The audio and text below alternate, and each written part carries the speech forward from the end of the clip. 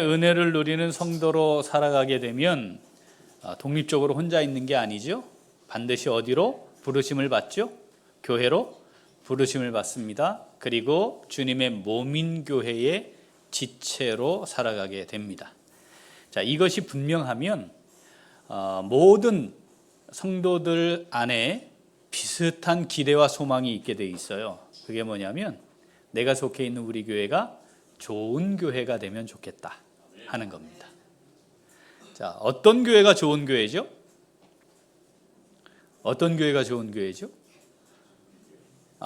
여러 가지 것들을 이야기할 수 있겠습니다. 그런데 일반적으로 어떤 교회가 좋은 교회냐, 이게 다른 어떤 한 단어로 비슷하게 쓰여져요. 부흥한 교회 또는 부흥하는 교회, 이런 거죠. 여기에 비슷하게 겉으로 보여지는 모습이 있습니다. 성도가 많아지고 시설이 좋고, 그렇죠?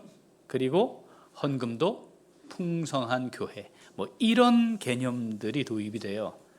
그러다 보니까 우리 교회가 좋은 교회인가 생각을 할 때 언뜻 딱 떠오르는 건 우리 교회는 아직 작은데, 우리 교회는 아직 주차장도 없는데, 우리 교회는 전부 어르신들만 있는데, 이런 생각이 딱 떠오르면서 우리 교회는 좋은 교회가 아닌가 보다라는 생각을 하게 되는 거죠. 부흥하는 교회, 이 시대에 참 찾아보기 어렵습니다. 그렇지 않나요? 3년 자연 감소율 20%래요. 그러니까 가만히 있으면 20%의 출석 교인이 줄어든다는 겁니다. 3년이 지났는데 출석 교인이 유지되고 있다는 것은 20% 성장한 것이다, 이렇게 말해야 할 정도지요. 전도하는 거 예전처럼 자신 있게 하기 좀 쭈뼛거려지는 상황입니다. 이제는 열심히 전도해서 교회가 부흥하는 거 참 어렵지, 인구도 줄지, 여러 가지 요소들을 생각을 하게 됩니다. 자, 그러면 우리 교회는 부흥하긴 틀렸나? 우리 교회는 부흥하는 교회, 좋은 교회이긴 틀렸나? 이런 생각을 하게 돼요. 자, 원초적으로 그럼 우리가 다시 근본으로 좀 돌아가야 합니다. 그러면 하나님께서 말씀하시는 부흥은 정말 그런 건가? 그래서 이제 대한민국의 이 땅에 부흥은 불가능한가? 우리 교회 표현은 수년 내에 이루어질 하나님의 일, 부흥, 이걸 놓고 기도하고 있는데 이거 허황된 건가? 이런 생각을 할 수 있죠. 그러니까 다시 우리가 원점으로 돌아가서 하나님께서 우리에게 보여주신 부흥은 어떤 것인지 한번 살펴볼 필요가 있습니다. 자, 최초에 세워진 예루살렘 교회, 그 교회를 통해, 그리고 그 이후에 복음이 증거됨을 통해 하나님은 부흥이 무엇인지, 교회의 부흥은 어떤 것이며 무엇이 교회의 부흥의 원동력인지에 대해 아주 분명하게 말씀을 하셨습니다. 먼저 우리는 예루살렘 교회를 좀 살펴보게 될 텐데, 자, 따라합시다. 하나님의 말씀, 말씀을 따르는 성도들의 삶, 하나님의 의지. 한 번 더. 하나님의 말씀, 말씀을 따르는 성도들의 삶, 하나님의 의지. 이 세 가지가 부흥의 원동력이었다고 말씀을 하시는데, 우리가 이제 살펴볼 텐데, 읽으면서 요 세 개를 염두에 두고, 세 가지를 염두에 두고 정말 그랬네, 자, 이렇게 확인을 좀 해보려고 하는 겁니다. 자, 사도행전 2장 42절부터 읽어봅니다. 그들이 사도의 가르침을 받아 서로 교제하고 떡을 떼며 오로지 기도하기를 힘쓰니라.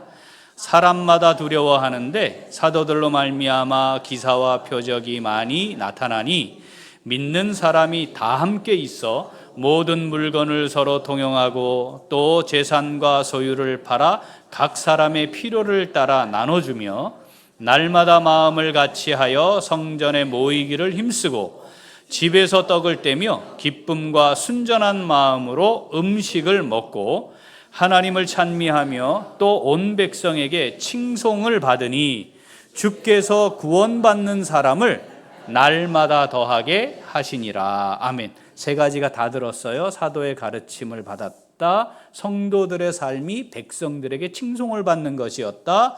날마다 주께서 더하게 하셨다. 그렇죠. 사도행전 4장 1절부터 읽어봅니다. 사도들이 백성에게 말할 때에 제사장들과 성전 맡은 자와 사두개인들이 이르러 예수 안에 죽은 자의 부활이 있다고 백성을 가르치고 전함을 싫어하여 그들을 잡음에 날이 이미 저물었으므로 이튿날까지 가두었으나 말씀을 들은 사람 중에 믿는 자가 많으니 남자의 수가 약 5천이나 되었더라. 아멘. 남자만 5천 명이 주께로 돌아오는 역사. 그런데 뭐였다고요? 말씀을 들은 자 중에 믿는 자입니다. 사도행전 5장 12절부터 사도들의 손을 통하여 민간의 표적과 기사가 많이 일어나매 믿는 사람이 다 마음을 같이하여 솔로몬 행각에 모이고 그 나머지는 감히 그들과 상종하는 사람이 없으니 백성이 칭송하더라. 믿고 주께로 나오는 자가 더 많으니 남녀의 큰 무리더라. 아멘. 그 백성들과 예수님의 제자들과 상종하지는 못했지만 백성이 칭송했고 믿고 주께로 돌아오는 자가 남녀의 큰 무리였다. 이렇게 말씀합니다. 사도행전 6장 1절부터 그때에 제자가 더 많아졌는데 헬라파 유대인들이 자기의 과부들이 매일의 구제에 빠짐으로 히브리파 사람을 원망하니 12 사도가 모든 제자를 불러 이르되 우리가 하나님의 말씀을 제쳐놓고 접대를 일삼는 것이 마땅하지 아니하니 형제들아 너희 가운데서 성령과 지혜가 충만하여 칭찬받는 사람 7을 택하라. 우리가 이 일을 그들에게 맡기고 우리는 오로지 기도하는 일과 말씀 사역에 힘쓰리라 하니 온 무리가 이 말을 기뻐하여 믿음과 성령이 충만한 사람 스데반과 또 빌립과 브로고로와 니가노로와 디몬과 바메나와 유대교에 입교했던 안디옥 사람 니골라를 택하여 사도들 앞에 세우니 사도들이 기도하고 그들에게 안수하니라. 하나님의 말씀이 점점 왕성하여 예루살렘에 있는 제자의 수가 더 심히 많아지고 허다한 제사장의 무리도 이 도에 복종하니라. 아멘. 제자의 수가 더 많아지고 자 앞에는 말씀이 점점 왕성하여 심지어 허다한 제사장들도 돌아왔는데 그 제사장들이 이 도 말씀에 복종하였다라고 말씀합니다. 다시 자 예루살렘 교회의 부흥의 핵심 요소 세 가지. 자 첫 번째 따라하죠. 하나님의 말씀. 두 번째 말씀을 따르는 성도들의 삶. 하나님의 의지. 자, 이 세 가지가 부흥의 핵심 요소였습니다. 자, 그리고 이 예루살렘 교회는 하나님의 섭리에 따라 흩어졌습니다. 예루살렘 교회의 단기간의 폭발적인 성장과 부흥은 무엇을 위한 거였습니까? 예루살렘 교회의 성장과 부흥을 위한 것이 아니라 땅끝까지 이르러 증인이 될 것이라는 말씀을 성취하기 위한, 즉 세계 선교를 위한 하나님의 섭리였죠. 자, 예루살렘 교회는 폭망, 겉으로 볼 때 지금 우리들의 전문 용어로 폭망했습니다. 누구만 남았어요? 사도들만 남고 다 흩어져 버렸습니다. 풍비박산 이런 표현 쓰기에 뭐 크게 문제가 되지 않을 것 같아요. 자, 그런데 그 흩어진 사람들이 뭐 했다고요? 증인이 되었다 그랬잖아요. 예루살렘 교회 한 교회는 흩어졌지만 명맥을 유지할 수 없게 되었지만 오히려 그것으로 인해 세계 땅끝까지 복음이 증거되고 교회가 세워지는 하나님의 멋지고 위대한 뜻은 성취된 것입니다. 자, 오늘 그것에 대한 말씀이 오늘 본문이에요. 사도행전 9장 31절 읽어보겠습니다. 그리하여 온 유대와 갈릴리와 사마리아 교회가 평안하여 든든히 서가고 주를 경외함과 성령의 위로로 진행하여 수가 더 많아지니라. 아멘. 평안하여 든든히 서가고 수가 더 많아지니라. 부흥의 역사가 일어났대요. 그런데 온 유대, 갈릴리, 사마리아 교회 이런 표현이 등장합니다. 자, 1장 8절 사도행전 1장 8절의 예언의 말씀은 성령이 너희에게 임하시면 권능을 받고 유대, 사마리아, 땅끝까지 이르러 내 증인이 될 것이다. 이렇게 말씀하셨잖아요. 그 예언이 성취된 것을 지금 선언한 거예요. 온 유대, 갈릴리, 사마리아 교회가 평안하여 든든히 섰다. 그러니까 지금 예루살렘 교회는 명맥을 유지할 수 없었지만 유대와 갈릴리와 사마리아의 교회가 세워졌다는 것이죠. 보이지는 않았습니다. 여기에 지도자가 누군지 등장하지 않습니다. 교인들은 어떻게 이루어졌는지, 누가 리더인지, 무슨 사역을 감당하고 있는지, 몇 명이나 모이고 있는지 기록하지 않습니다. 그런데 하나님은 지금 뭐라고 말씀하시냐면 그 교회들이 든든히 세워졌다. 그리고 어떻게 해요? 그 수가 더 많아지는 부흥을 경험하고 있다. 부흥하고 있단다 라고 말씀하시는 거죠. 자, 우리가 자꾸 반복해서 확인해야 될 건 내가 보고 있는 게 전부가 아닐 수 있다. 여러분, 이걸 놓치면 하나님의 섭리에 따라 하나님이 이루어 가시는 걸 놓칠 수 있어요. 그러니까 눈에 보이는 게 전부가 아닌 거죠. 눈에 보이는 게 전부가 아니에요. 눈에 보이는 건 뭐였어요? 예루살렘 교회의 폭망이었습니다. 그런데 오히려 온 유대, 갈릴리, 사마리아에 평안하고 평안함 중에 든든히 서가는 교회가 있었고 하나님의 부흥의 역사를 경험하고 있었다는 거죠. 놀라운 말씀입니다. 자, 그런데 이 교회는 어떻게 부흥을 경험하게 되었을까요? 오늘 본문을 보면 그 핵심 요소를 두 가지로 말씀하십니다. 본문 한 번 더 읽어볼까요? 사도행전 9장 31절.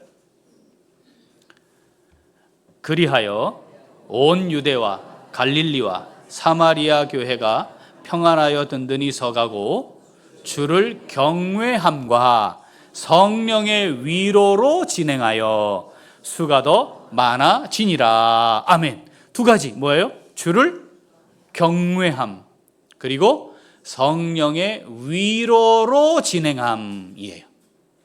주를 경외함, 성령의 위로로 진행함. 경외하다 다른 말로 바꾸면 두렵다, 무섭다. 두려워하다, 무서워하다예요. 하나님을 어떻게 했다는 거죠? 두려워했다는 거예요. 하나님을 두려워했대요. 자, 구원의 은혜 이 말은 죄에 속박된 내가 자유함을 얻었다 이런 뜻이고 죄로 말미암아 받게 될 심판과 멸망에서 벗어났다 이런 거잖아요. 자, 왜 심판과 멸망에 갈 수밖에 없어요? 죄를 지었으니까. 죄 때문에. 심판과 멸망은 공포의 대상입니다. 두려움의 대상이죠. 그러니까 구원의 은혜라고 하는 것이 내게 확인되기 전 단계가 있어요. 그건 뭐예요? 심판과 멸망에 대한 두려움이에요. 그러니까 나를 구원하신 하나님도 있지만 죄를 반드시 심판하시는 하나님도 동시에 있어야 돼요. 이 두 개가 동시에 있어야 구원이 내게 은혜가 되는 거죠. 내가 죄인임을 알고 심판과 멸망에 이르게 되었다는 걸 깨달아야 그런데 나를 사하여 주신 하나님께 감사가 있고 그게 은혜가 되죠. 건강한 사람에게 오늘 당신이 건강하도록 제가 해주겠습니다.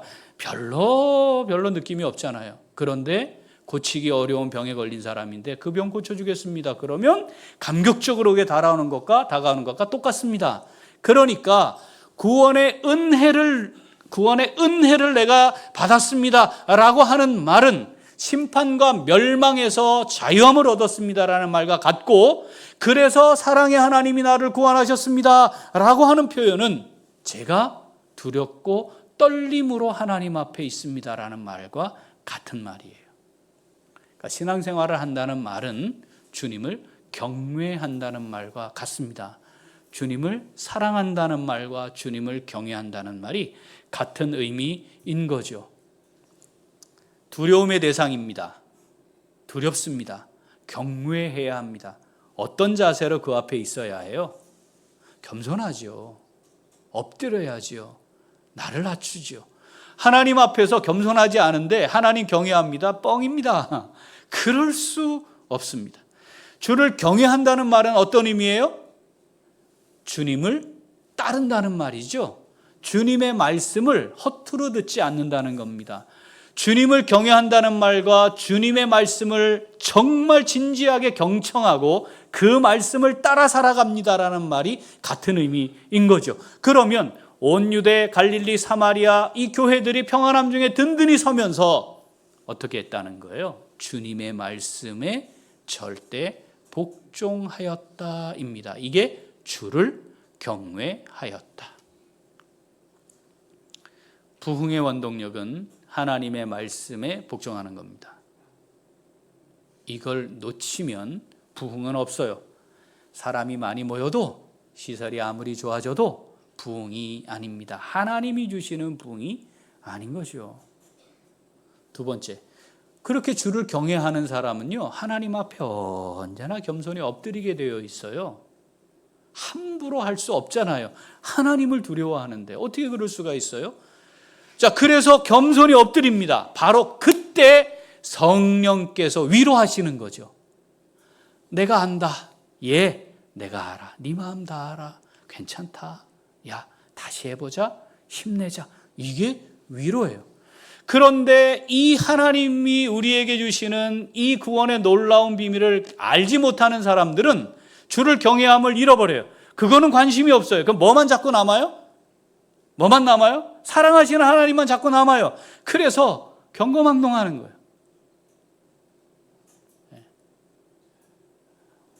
우리가 인생을 살아가면서 자연스럽게 성장하는 단계에서 두려움이 뭔지도 알아야 되고, 그래서 예의를 갖춤이 뭔지도 알아야 되고, 다른 사람을 배려함이 뭔지도 알아야 하고, 내가 보잘것없다는 것도 깨달아야 하고, 다른 사람들을 존중해야 한다는 것도 깨달아야 정상이잖아요.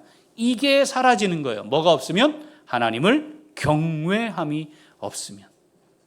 그렇게 하나님 앞에 겸손히 엎드리는 사람 하나님이 위로하십니다. 그런데 이걸 모르는 사람들은 교만한 나를 위로해 주기를 기대하는 거죠.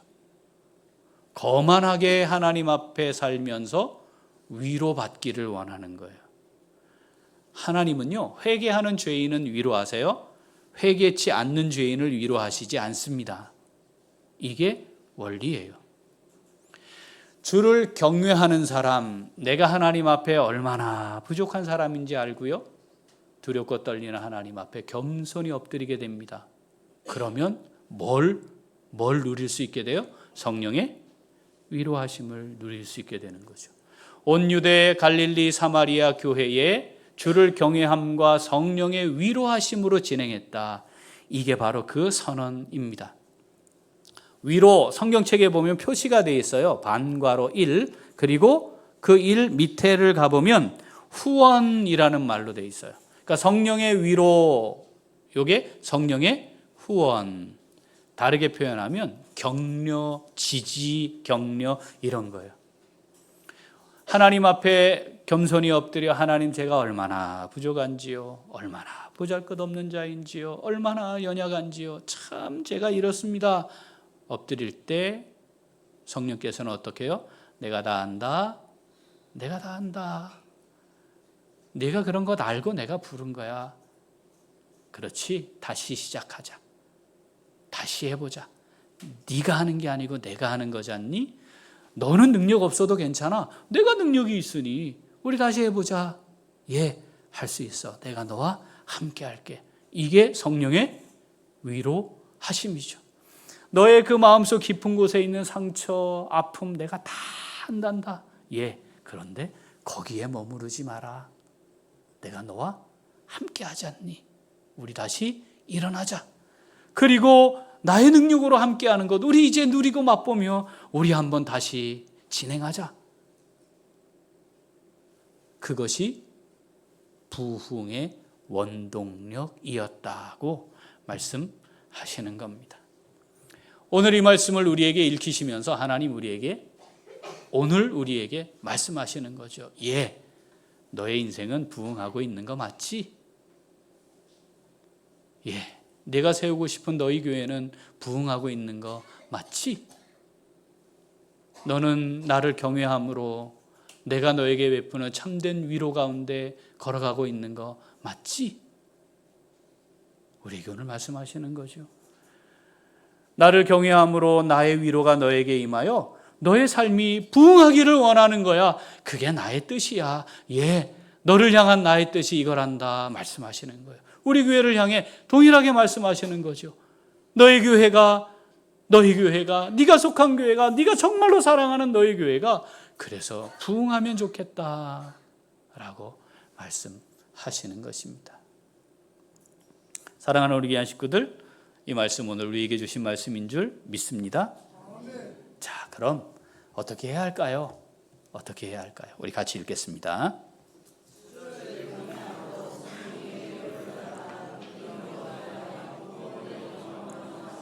한 번 더. 주를 경외하고 성령의 위로를 따라 믿음으로 행하여 부흥을 경험하며 살아갑니다. 자, 온 예루살렘 교회는 그렇게 됐지만 온 유대, 갈릴리, 사마리아 교회를 든든히 세우시고 부흥케 하신 것. 자, 이건 그들이 무엇을 해서 결과물이다 이런 뜻이 아니고 그들이 하나님이 부흥케 하기를 원하시는 그 귀한 일에 멋지게 쓰임받았다 이런 선언이죠. 멋지게 쓰임받는 삶을 사는 건 무엇입니까? 주를 경외하는 것이고 성령의 위로를 누리며 행하는 것이다라고 말씀하는 거죠. 교인 수가 늘고 교회가 덩치가 커졌어요. 건강하게 성장한 것이다라고 말할 수 있습니다. 그게 하나님의 부흥케 하심일 수 있습니다. 그런데 후안 카를로스 오르티즈라고 하는 목사님, 그 목사님은 이렇게도 표현하셨어요. 그건 건강하게 성장한 것이 아니라 비계덩어리가 가득 찬 비만에 이른 것이다. 그러니까 건강함과 다를 수 있다는 거죠. 제대로 성장하는 것과 다를 수 있다는 거죠. 제가 알고 있는 어떤 교회는 그 목사님이 그 지역에 전도하려고 이렇게 하셨대요. 알바생들을 고용하신 거예요. 그 알바생들은 뭘 하는 거냐면 아파트 단지의 한 동을 한 달 동안 아침부터 저녁까지 무슨 일이 있었는지를 기록해서 전달하는 거예요. 그 목사님이 그걸 받는 거죠. 아이가 다리가 부러져서 깁스를 하고 택시에서 내려서 올라갔습니다. 몇 호입니다. 이런 거죠. 막 큰 소리가 나고 있습니다. 아마도 부부싸움을 하는 것 같습니다. 몇 호입니다. 그걸 받고 목사님이 그 집에 초인종을 딱 누르면 띵동 문을 열면 저는 여기 교회 개척한 목사입니다. 혹시 가족 중에 다치신 분이 있지 않나요? 그럼 이제 화들짝 놀랄 거 아니에요. 제가 기도하러 왔습니다. 기도해도 될까요? 그럼 기도해 주겠다는데 싫어하는 사람 없어요. 네, 들어오세요. 그렇게 해서 그 지역의 아파트를 전도했어요. 지금 굉장히 큰 교회가 되어 있습니다. 부흥이죠? 부흥이죠?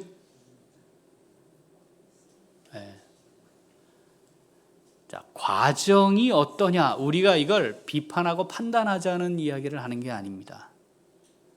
부흥은 시작이 하나님이어야 하고 결과도 하나님이어야 해요. 개인적으로 저는 그 교회가 하나도 부럽지 않습니다. 지금 울산에도 있어요. 어떤 교회는 기존 교인을 빼가요. 이런 거죠. 기존 교회는 문제가 많습니다. 막 이런 이야기를 하는 거야. 그러면 우리 교회는 없지만 교회가 문제가 있어라고 하는 생각에 사로잡혀 있는 그 유혹에 넘어간 사람들은 솔깃하잖아요. 아픈데 긁어주는 것 같잖아요. 야, 진짜 살아있는 말씀이네. 그런데 그래가지고 기존에 있던 교회 성도들이 글로 지금 가고 있어요. 신선하죠? 아주 좋죠. 교회를 오래 다녀도 직분은 받고 싶은데 받지 못하는 경우도 존재하잖아요. 거기는 바로 직분을 준대요. 좋잖아요. 바쁘고 힘들고 고단하고 어떤 경우가 있으니까 꼭 예배당에 와서 예배 안 드려도 됩니다 한대요. 그래서 거기는 온라인 교회가 별도로 움직이고 있대요. 거기에 사람들이 많이 모였어요. 그 교회는 부흥이죠? 그 교회 부흥이죠? 많은 사람들이 모였습니다. 부흥하는 교회죠? 하나님의 의지로 시작해 하나님의 의지로 끝났습니다. 이게 분명한 고백이 되어야 하는 거죠. 그러면 자, 오늘날 부흥을 경험할 수 있을까요? 우리 교회는 어떻습니까? 부흥하고 있나요? 사랑하는 귀한 식구들, 자, 부흥 수년 내에 이루어질 하나님의 일 기도하고 계시나요?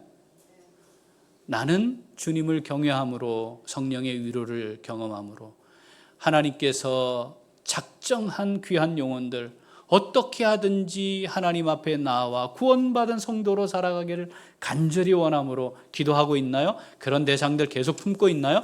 그것이 있어야, 그 과정이 있어야 부흥입니다.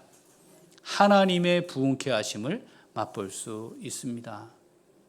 우리의 삶의 부흥 기대하지 않으십니까? 하나님이 역사하기를 원하지 않으십니까? 비결이 있습니다. 뭐라고요?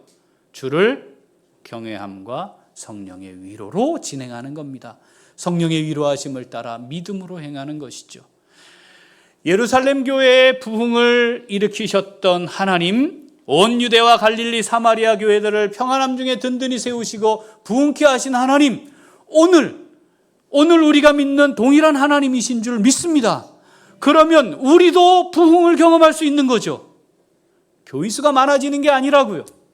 주를 경외함, 성령의 위로를 누림, 이것이 부흥의 원동력이었어요. 그 다음에 숫자가 많아지느냐, 그건 그 다음에 하나님께서 하실 일이에요. 우리는 어디에 초점을 맞추면 됩니까? 주를 경외하고 있느냐, 성령의 위로를 누리며 살아가고 있느냐, 성령께서 나와 함께 하시며 나를 격려하시고 지지하심을 따라 믿음으로 행하고 있느냐를 보아야 한다는 것이죠. 작년 11월에 필리핀에 안식월 가운데 있을 때 선교사님 한 분을 만났습니다. 근데 이분은 선교하려고 치과 의사가 되셨어요.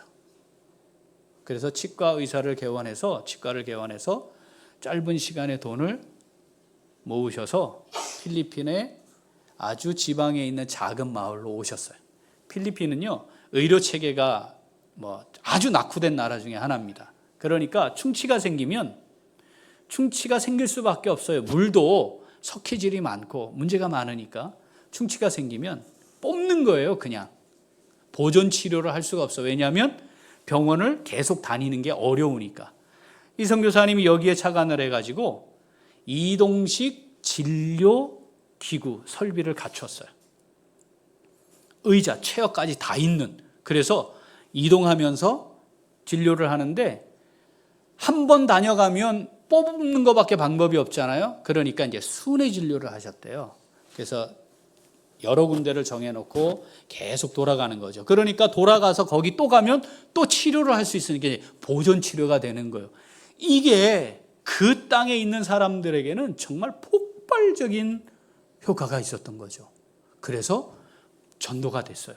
그런데 이제 처음에는 그렇게 선교하겠다고 갔는데 사람들은 모였는데 본인이 말씀을 전하고 양육하는 게 안 되잖아요. 그래서 내가 공부를 해야 되겠다 해서 신학을 하셔서 공부를 하셔서 박사과정까지 하시고 목사님이 되셔서 사역을 다시 이어가신 거예요. 지금 현재 목사이자 의사 선교사님으로 사역을 하고 계시는 거죠. 필리핀은요, 20대 이하가 5천만 명입니다. 20대 이하가 대한민국 인구예요. 3부제를 합니다. 학교가 3부제. 정말 바글바글합니다. 저는 이게 너무 부러워요. 그러니까 이 선교사님이 착안을 이렇게 한 거죠. 저 다음 세대를 위해 복음을 전해야 되겠다. 그래서 어린 아이 때부터 믿음으로 살아가는 삶을 살도록 하자 해서 유치원을 해야 되겠다 계획을 하고 장소를 물색하는데, 이슬람 교도들, 무슬림들이 사는 마을에 장소가 없는데 그 치과 치료를 그 마을 사람들이 받은 거예요. 창고가, 이슬람 사원 모스크 안에 창고가 비어 있는데 여기서 하라고 그러더래요. 그러니까 이슬람 사원 안에 선교 유치원이 시작하는 거예요.